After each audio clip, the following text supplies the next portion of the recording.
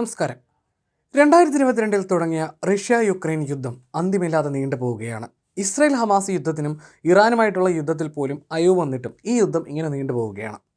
പുടിൻ്റെ കടുംപിടുത്തം കാരണം യുദ്ധം എവിടെ ചെന്ന് അവസാനിക്കുമെന്ന ചോദ്യത്തിന് ഇപ്പോഴും ഒരു ഉത്തരം നൽകാൻ കഴിയാത്ത അവസ്ഥയാണ്.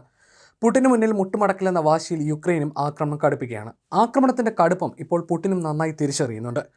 പുടിൻ്റെ ആഡംബര കൊട്ടാരത്തിന് സംരക്ഷണം ഒരുക്കാൻ വിന്യസിച്ചിരുന്ന റഷ്യയുടെ അത്യാധുനിക S-400 വ്യോമ പ്രതിരോധ മിസൈൽ സംവിധാനം യുക്രൈനിയൻ ഡ്രോണുകൾ തകർത്തത് റഷ്യയെ അക്ഷരാർത്ഥത്തിൽ ഞെട്ടിച്ചു കളഞ്ഞു.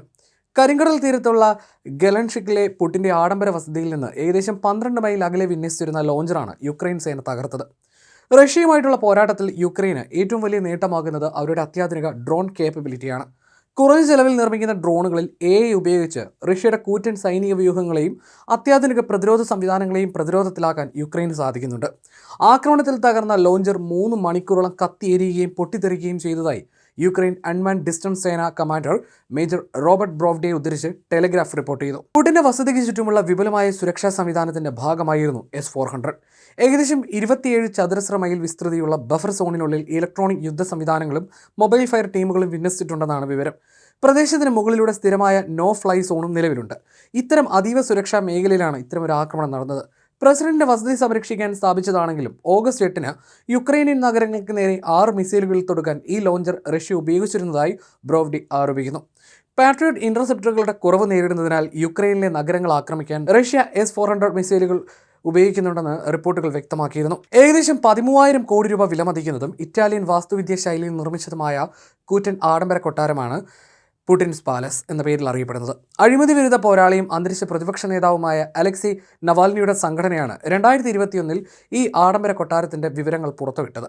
കാസിനോ, വീഞ്ഞുതോട്ടങ്ങൾ, spa, ice rink, theatre, pool dance room, hookah lounge തുടങ്ങിയ എല്ലാവിധ ആഡംബരങ്ങളും അടങ്ങുന്നതാണ് ഈ സമുച്ചയം. എന്നാൽ യുക്രൈനിയൻ ഡ്രോണുകളുടെ ഭീഷണി കാരണം പുടിൻ ഇപ്പോൾ ഇവിടെ വളരെ അപൂർവമായി മാത്രമേ വരാറുള്ളൂ എന്നും മോസ്കോയ്ക്ക് സമീപമുള്ള വൽദായ് തടാകക്കരയിലെ വസതിയിലാണ് താമസിക്കുന്നതെന്നും കരുതപ്പെടുന്നു. റഷ്യയ്ക്ക് നേർക്കുള്ള ആക്രമണങ്ങൾ യുക്രൈൻ കടുപ്പിക്കുകയാണ്. റഷ്യൻ പ്രദേശങ്ങളിലെ യുക്രൈൻ ഡ്രോൺ ആക്രമണങ്ങൾ സമീപകാലത്ത് ശക്തമായിട്ടുണ്ട്. കഴിഞ്ഞ ആഴ്ച ഇതേ മേഖലയിൽ നടന്ന ആക്രമണത്തിൽ ഡ്രോൺ അവശിഷ്ടങ്ങൾ ബീച്ചിൽ പതിക്കുകയും 7 പേർ കൊല്ലപ്പെടുകയും ചെയ്തതായി റിപ്പോർട്ടുണ്ടായിരുന്നു. ക്രിമിയയിൽ 2 S-400 ലോഞ്ചറുകളും ഓറിയൻ ഡ്രോൺ നിയന്ത്രണ ആന്റിനയും നശിപ്പിച്ചതായി യുക്രൈൻ സൈനിക ഇന്റലിജൻസ് സ്ഥിരീകരിച്ചിരുന്നു. കൂടാതെ തിങ്കളാഴ്ച രാത്രി 450-ലധികം ഡ്രോണുകൾ ഉപയോഗിച്ച് റഷ്യയിലെ എണ്ണ ശുദ്ധീകരണശാലയ്ക്ക് നേരെ നടത്തിയ ആക്രമണത്തിൽ 13 പേർ കൊല്ലപ്പെട്ടതായും റിപ്പോർട്ടുകളുണ്ടായിരുന്നു. യുദ്ധം ആരംഭിച്ച ശേഷം റഷ്യൻ മണ്ണിലുണ്ടാകുന്ന ഏറ്റവും വലിയ ആക്രമണങ്ങളിലൊന്നായിരുന്നു ഇത്. സൈബീരിയ വരെ യുക്രൈൻ ഡ്രോൺ അവശിഷ്ടങ്ങൾ കണ്ടെത്തിയിട്ടുണ്ട്. ഡ്രോൺ ആക്രമണങ്ങൾ ശക്തമാക്കി റഷ്യയ്ക്ക് യുദ്ധത്തിന്റെ ചെലവ് കൂട്ടാനും ചർച്ചകൾക്ക് നിർബന്ധിതരാക്കാനുമാണ് യുക്രൈൻ ശ്രമിക്കുന്നത്. എന്നാൽ വെടിനിർത്തലിനോ യുദ്ധം നിർത്തലാക്കാനോ തങ്ങൾ തയ്യാറല്ലെന്നാണ് റഷ്യയുടെ നിലപാട്. ദശലക്ഷക്കണക്കിന് ഡോളർ വിലമതിക്കുന്ന റഷ്യൻ ടാങ്കുകളും മിസൈൽ പ്രതിരോധ സംവിധാനങ്ങളും തകർക്കാൻ വെറും 5,000 മുതൽ 10,000 മാത്രം ചെലവുള്ള ഹോർനെറ്റ് പോലുള്ള ഡ്രോണുകൾക്കും സാധിക്കുന്നുണ്ട്.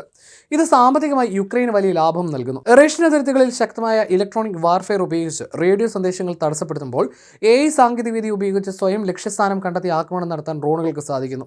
ഇതിനാൽ മനുഷ്യന്റെ നിയന്ത്രണമില്ലാതെ തന്നെ ലക്ഷ്യസ്ഥാനത്ത് കൃത്യമായി പതിക്കാനും ഇവയ്ക്കാകുന്നു.